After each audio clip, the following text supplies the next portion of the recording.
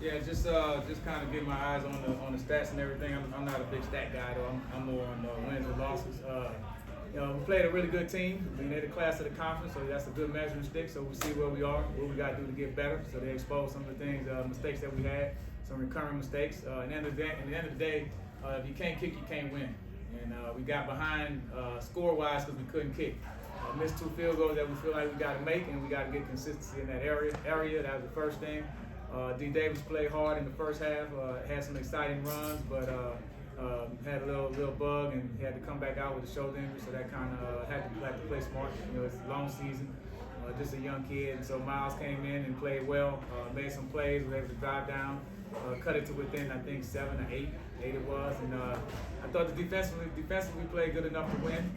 That's kind of been our key. Defense has been playing well. I mean, we know the numbers that Shador's been putting up. So to hold a high-powered offense like that the way we did, he only threw 1 interception on the year. We got an interception on him with Keenan Isaac, who's a big-time corner for us. And so a lot of things that we can hang our hats on, but to me, it's no moral victories. I ain't gonna never come up here and say there's anything good about a loss. So we got to get ready for a tough Valley team next week that beat us last year. So we know what they bring to the table. They're gonna play hard physical football. So something that we'll digest and get back to the drawing board, but definitely hurts. Just losing that home period, losing the homecoming hurts, and so we didn't do our job as far as hosting the party and getting the W for the rest of the Alabama State Nation. So. Talk about the player Colton Adams. His name was called quite a bit this week. I mean, great kid. I mean, Colton Bubble, he's been here for a couple years. Kept getting hurt the last couple years, so it was one of those guys. When I got here, just told him to get yourself ready for the first game. So I didn't do anything in the spring, was just get his shoulder right. Didn't do anything in the fall as far as hitting and contact. But you can see the type of player he is. Just love the kid to death. Already graduated from school, working on his MBA. You want to have 100 guys like that. I mean, just, and this is no joke. I know coaches say that, but great attitude, leads on the field, great in the classroom, plays hard every day, and just so thankful that he's staying healthy for us and he's able to play and be a force on the field. Can you describe what happened at the post-game handshake? Well, I guess me being up front is just like, I thought it was a lot of disrespect the whole week. And so you're not going to be disrespectful the whole week in the media. We didn't talk in the pregame. I was out there the whole time at the 50-yard line. He walked through our whole our whole huddle on our end zone and came a long way around to get to his side of the field in the pregame. Thought that wasn't classy at all. And so in the postgame, I'm not about to give you the Obama bro hug. I'm going to shake your hand and I'm going to go on. I'm going to always be respectful and respect the game. You got the great guys, W.C. Gordons, Eddie G. Robinsons, those guys, Marino Chasm. I'm living on the shoulders of the SWAC. He ain't SWAC. I'm SWAC. He ain't SWAC. So he's in the conference and doing a great job. Can't knock that. Got a great team. Son should be up for the Heisman Trophy winner. I love Shador. Great player. I love what he's doing for the conference. Probably one of the best things we had since that Steve McNair when he was in there. Love all of that, but you're not going to come here and disrespect me and my team and my school and then want to bro hug me. Shake my hand and get the hell on. Period. You got the W. Great job. I hope he comes back next year. I pray he don't get a Power 5 job so we can play them next year in Jackson, and I pray they put us for their damn homecoming. Coach, would you describe it? Were you just trying to pull away from his handshake there? Yeah, I was just pulling away. I mean, we handshaked and that was it. I mean, it ain't no need for no embrace. We ain't friends. He ain't never called me. I ain't never called him. Great player. Everybody wanted to goddamn be primetime as a little kid. All right, great player, all of that. Played against him, got tons of respect for the guy. Doing a great job as a coach, but you can't do all that stuff all week, and then you come back, put your backup quarterback, and you want to run a hitch and go to try to put more points on the board. Shit's disrespectful. Game was out of line. It was 26-12. 40 seconds left. We had no timeouts. Take a damn knee. You want to try to run a hitch and go. So we started blitzing. We're going to knock him out the game, too. So that's how we got to play it. I mean, it ain't no quarters given. So you want to do that, don't come with me and try to bro hug me like we friends. We ain't friends. You didn't shake my hand before the game. Why you shaking my hand after the game? Period. That's it. Coach, your defense held them to 10 points in the first half. What was part of the game plan that gave you guys success there? We showed a couple things. We showed a 3-man front, which we hadn't really showed. So it was something, when you're playing a high-powered offense, and they've had 2 weeks to prepare, you got to go with something different. So we kind of mixed things up a little bit, knowing that they want to put a lot of points on the board, let them run the football. They're a patient offense. Shador does a great job of moving the ball around, but at the same time, when you have offense like that, I felt like going into the game, a 12-play drive with a 3-point score, we're winning. So the biggest thing was don't let them go over your head, don't give them the big play, try to create turnovers. So I thought Ryan Lewis, man, is doing an outstanding job. You know, a guy that came from Bethune-Cookman, big-time player in the MEAC. When I was broadcasting games, I remember covering him. So I know the type of guy that he's going to be. He's going to be a great coordinator and a great head coach in this conference one day. So I thought he put an outstanding job to game plan together, got the big pick with Keenan Isaac. So did a lot of great things on defense. And at the end, we gave them some big plays, but I mean, it's a high-powered offense. I mean, they got a lot of weapons. Can't do that. You got to score more points at the end of the day, and we got to make kicks. You know, we make kicks early on in the game. The whole trajectory of the game is different. We can run the ball more. We can be more efficient. We don't have to play from behind. So it's just one of those things. Our kicking game is perplexing me. You know, because my kicker was missed some kicks in the first game against Prairie View and made them all against Texas Southern and came back and missed 2 that we got to make. So we got to figure that out. And that's something that you can't kick, you can't win. I don't care how good a team you are. They're too good a team for us to miss easy field goals.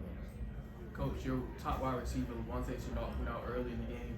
How do you feel like if he was healthy throughout the game, he could have impacted you? Yeah, you know, I'm going to come in here, I'm going to say what should have happened. I mean, I'm sure they had guys that got banged up and left the game too, so we never talk about injuries. We had guys injured last week on the offensive line. They were back. Some guys couldn't play. That's part of football. So, but yeah, he's a difference maker. I mean, he's the next level guy. Yeah, it hurt us. I mean, we had some plays for him. We had some one-on-one things. You know, they like to challenge with their corners, and that's a guy that we feel like I don't think anybody in this conference can cover him one-on-one. And so that hurt us, but it's part of football. You know, injuries are part of it. That ain't never a reason why you don't win. Coach, let me ask you this. Coach Pine talked all week as he yapped it up on YouTube about how his team dominates other teams.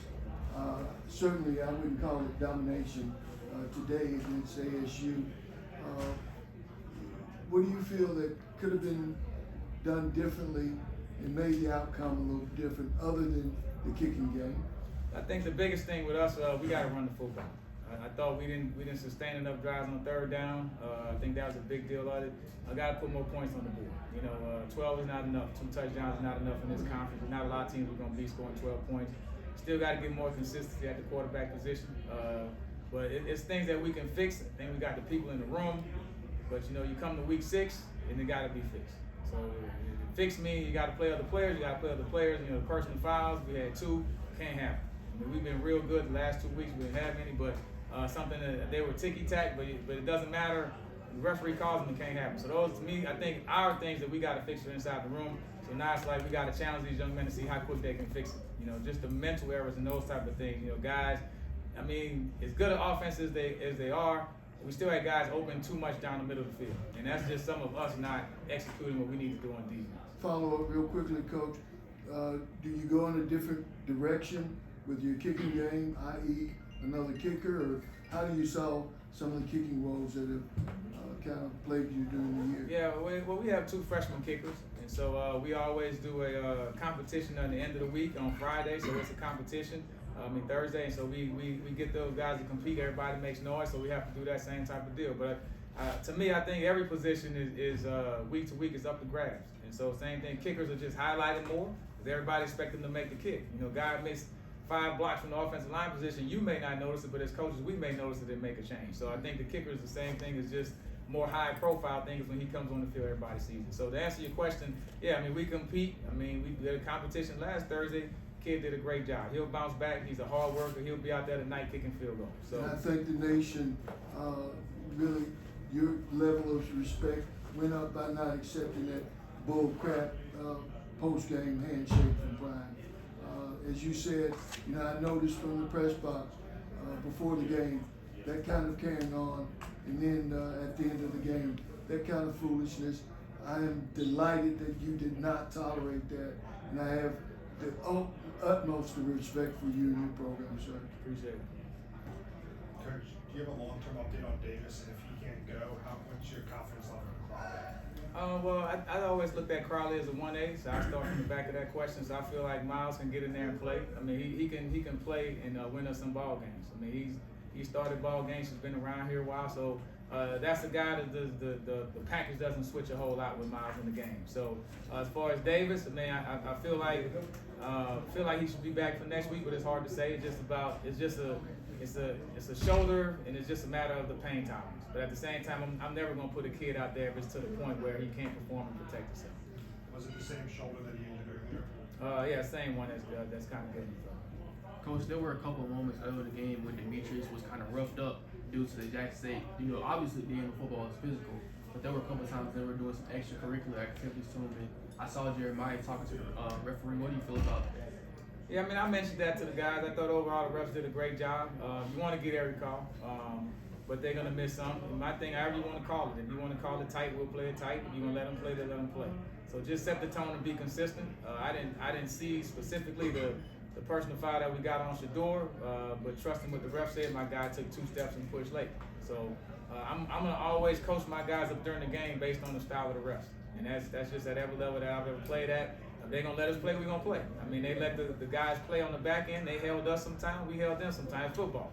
Tell the receivers get in the weight room. I'm cool with that. Just the swag, let them play. But just be consistent on both sides. I mean, without me watching the film, it's hard for me to say. But overall, I didn't have a problem with the refs. That they didn't cause us to lose the game. Do you have an update on Levante Chenault's injury? No, just that it's a knee injury. We don't know the extent of it, but we'll see. I mean, he's a hard-working kid, so if there's any way for him to get back on the field, I know he will. So I got a lot of confidence in him. Transferred in from Colorado, and from the first week of spring workouts in the morning, he's just been a leader. So another one of the great kids that you love to have. Coach, talk about your defensive line play, front seven actually. Did they execute the way it brought up during the week? Yeah. They got to Shador quite a few times. Yeah, I mean, I feel like we got a great rotation. You're talking about Ogletree, Stokes, Brandon Gaddy. Gaddy's the guy that this year, a lot of scouts coming to see him. I think he could play at the next level. So love those guys, love their effort. Nelson Jordan, who's a late transfer, didn't get him until the first week of the fall. And that's the pressure that we got to put. We talked about not getting frustrated because he gets the ball out of his hands quick. He doesn't take a lot of sacks. Offensive line has improved. They're not world beaters, but they're better than they were last year. So the fact that we was able to get to him, and Shador is a tough quarterback. He's physical. When I say that, meaning he's strong. He's hard to sack and get down to the ground. You saw a couple of them we had him wrapped up and we couldn't. So D-line is playing their butts off. We just gotta put some more behind them and get the whole team moving to play at that level. That's it. Any more questions? All right, we're good. All right, appreciate you guys. Appreciate you.